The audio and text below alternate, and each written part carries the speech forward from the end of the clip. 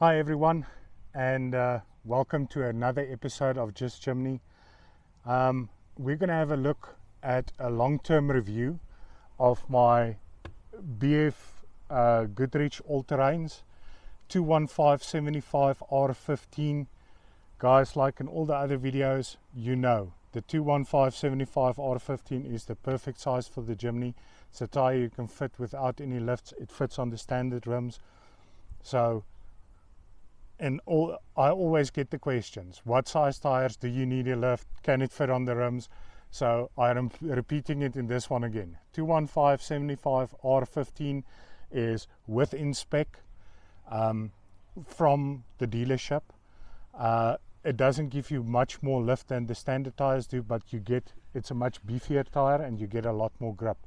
So I suggest, if you're looking at the Jimny and you want to change tires, look at 215/75 R15s. And these tires I've currently got on as almost 60,000 kilometers on them.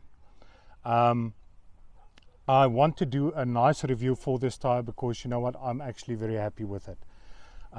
If the perfect tire existed out there, like the perfect 4x4, everybody will have it. So on these specific ones, the main reasoning behind it is I wanted a tough tire for off-road use, for overlanding, and the BF Goodrich is the toughest tire around that you can fit on a Jimny. There are other makes like Mickey Thompson, which also is quite a tough tire, but you're struggling to get the correct sizes for the Jimny on those tires. So main misconceptions that guys have about these BF Goodriches are that they are a heavy tire. With the first tire test we did, we disproved that. I've got my notes here, so I'm going to read from the notes. You guys will get some nice graphics, but I can't remember everything. Okay, so on the weight, these BFs actually weighed in at 21.1 kilograms. The general grabbers that Paul had on his Jimny weighed exactly the same, like these tires did. The Hankooks that Werner had on his car was an 80 profile, and they were heavier. They were 22.1 kilograms. So 1 kilogram per tire more. So yes, there is a weight difference, but as soon as you go to 215/75, the weight difference isn't much between the other tires and the BFs. The standard tires weighed in at 17.1 kilograms. So yes, there's a massive change, but it's a much broader tire.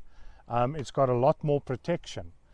And that's why, yes, there is a weight difference, but the BFs aren't heavier than any other 215 tire out there.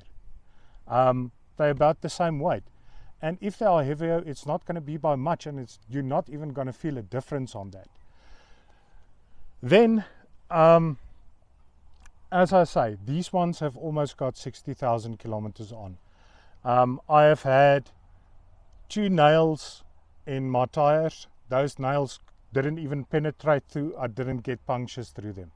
It took a bolt through my tire, and that caused my one back tire to actually have a slow puncture. And you know, I had to take it in. They had to rip the bolt out, put in a mushroom plug to make sure the tire is fine again. And that's why you have a BF. That's why you pay more for a BF, because it's so tough. It's such a tough tire.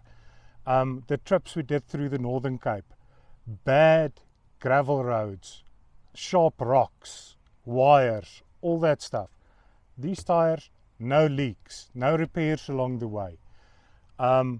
If you're an overlander, I would suggest look at these tires. They're worth the money. You don't want to get stuck in a place where you're sitting with 2 tires with punctures in them.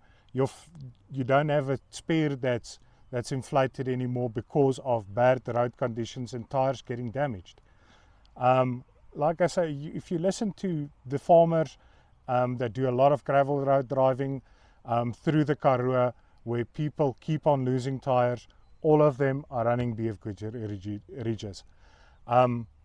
It's an amazing tire. It's very, very, very tough. Then let's look at the new tire thread. You have 12 millimeters of thread on the tire. So if it's brand new, that's 12 millimeters you get. After 36 kilometers, I had an average of 8.75 millimeters left on these. And after doing measurements this morning, I'll actually split up the thread that I've got left. So my right back tire has 7 millimeters thread left. My right front tire 6.5 millimeters. My left front tire 6.7 millimeters, and my left back tire 7.5 millimeters. Now, why I'm telling this to you guys is I did a rotation. So that's why my front tires have got less thread than my back tires, because I did a crossover rotation on my tires about 5,000 kilometers ago. So the back tires work harder when you're driving in the city, all that stuff. The drive comes from the back wheels. It's not permanent 4x4, so you have drive on the back wheels, so you'll have more wear on the back tires. Now, if you look at these stats, 7 millimeters, 6.5, 6.7, 7.5 millimeters, that's really good wear. That tells me that my wheel alignment is done correctly, my suspension is doing its work, because I've got even wear on all these tires, which is great news. Even with that bent radial arm I had, I did not have a tire that didn't have smooth wear across the thread pattern. If you have problems with tires wearing on the side, it's normally wheel alignment, your heel and toe settings that the guys need to have a look at. If you have wear in the middle of the tire, you're overinflating them. So remember that, look at the wear of your tires, do your tire rotations, because like I said, you pay a bit more for these, but I'd say the safe thread that you can still have left over on your tire is 1.6 millimeters. That's for road use. You are going to start losing grip off-road in muddy conditions, sandy conditions, because of thread pattern that is not that deep anymore. So have a look at that. These, I think, are still going to last me another 20,000 kilometers before I swap them out. I'm not going to drive them on till I get to 1.6 millimeters, because that's just for road use. I want decent grip off-road, and tires makes a massive difference on off-road trails.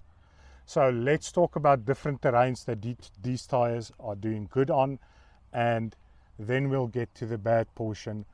What's bad about these tires?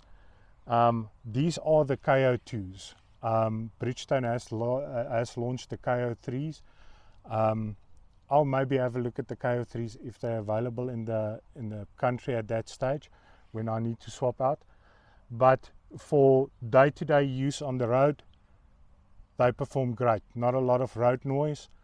There wasn't a big difference between the standard tires and when I swapped over to these. I didn't realize a noticeable louder road noise from the tires, coming from the tires, and it's all-terrain, so it doesn't create a lot of noise on road. As soon as you go to the mud terrains, and the guys drive on the highways, you get that woo woo woo woo woo, and you can hear the car coming past you with mud terrains on. With these, you don't have it. The bad side, these are not good in the wet. I had a few scary moments with all the rain we've been having in Pretoria, but after having a few surprises, I know as soon as the roads are wet, there's a lot of rain around, I take it a bit slower. I have a bigger following distance from the cars in front of me, and they do get slippy. Off-road, when you're driving over rocks that are wet, they are still slippery. I think it's because of the weight of the Jimny that it maybe not have enough weight to plant the tires in. But if you're thinking about how good this tire is constructed, it's got a lot harder compound on the tire. And I think that's the main reason why they are a bit slippy on wet roads. Like I say, adjust your driving style accordingly and you can circumvent that. Instead of driving 120 kilometers on the highway, I dropped down to about 100, bigger following distance, and that's how I circumvent anything bad happening because of my slippery tires in the wet. Then on sand, you guys checked out our videos that we went to the Waterford Dunes over December, and these performed excellent on sand. I was very happy with the performance. And you know, if you look at this side tread profile it has, even inflating down to 0.4 bar, with the side profile, as soon as your tire starts creating that bubble at the bottom that makes the tread pattern longer and gives you better grip, your sidewall is still well protected from big thorns, you know, pieces of wire, all that stuff that you encounter off-road. So this side tread pattern, amazing, especially when you start deflating. I didn't have any issues with tires debeading or anything, even at 0.4 bar, which is really, really good. A lot of times the tires don't have a strong enough sidewall, and as soon as you deflate them, there's not enough structure in the tire and you start getting tires debeaded, especially if you make sharp turns. On that dune video, you could see we were doing sharp turns, driving quite fast to get up the dunes, and no problems whatsoever. The stronger sidewall, yes, there is less deformation on the tire, but it's still enough to create grip for hot Kalahari sand dunes, and we made it up most of the dunes. If you haven't checked out that video, go and check it out. We talk about tire pressures, using sand ladders, all that stuff, so check those out as well. On the overall condition of these tires, I don't have chip marks out of them. A lot of tires with hard compound, you actually get it that the knobbies start ripping off. I had that on a set of Cooper mud terrain tires I had on my Land Cruiser. Not happy about it. Every time you go off-road, you drive a bit of a rocky trail, you'd get a knobby missing. On these, you don't even see cracks. It's nice and smooth, no knobbies missing at all. And then mud. This is not a mud terrain tire, it's an all-terrain tire. It gives you decent grip on the mud. Again, with this side profiles, you can actually dig into a side with the sidewall a bit, and it will get extra grip and lift your Jimny out. But on mud, they did well. I haven't had any issues with them. They don't perform as well as a mud terrain, but like I said, it's all terrain. It's a good all-round tire to use. Then water. If you know, if you're hitting water puddles at high speed, water displacement on these are quite good. We saw with the heavy rains that Pretoria had a few weeks ago, I could actually go through puddles without my car aquaplaning, so water displacement of these tires are quite well. Happy with that.